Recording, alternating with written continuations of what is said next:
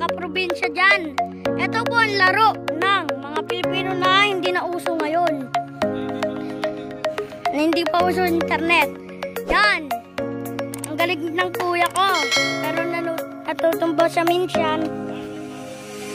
Kadang-kadang po ang tawag dyan. Yan. Diba? Yan po yung siyempre, meron din tayong Jolin. At siyempre, di mawawala dyan. Tambayan ng inuman.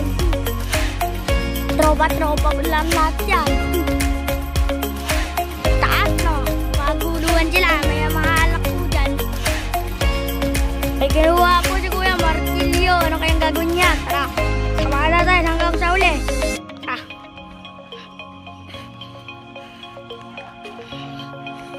Natin kung anong gagawin niya.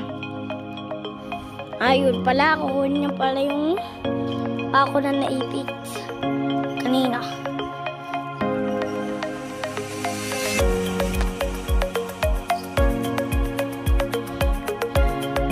Okay, ito na siya ito dyan. Purchase. Yan, maglalaro na naman siya. Papakitaan niya daw po kayo. Magaling daw siya dyan. Sabi niya.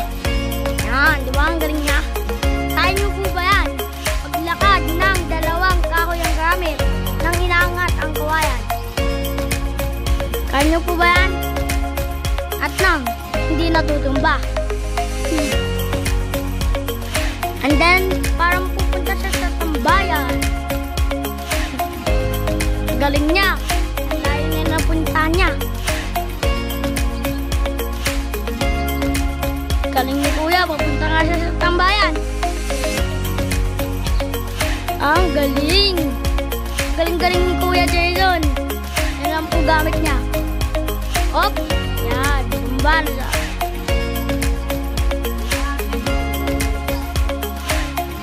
Dito, hindi uso ligo. Pag umambon dito, ligo. Dahil ngayon umambon, ligo na. Diba?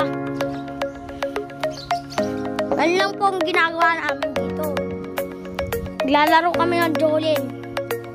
Yung mga hindi pa usong panahon ng hindi pa uso ng internet. Kaya mga Jolin ko, konti lang.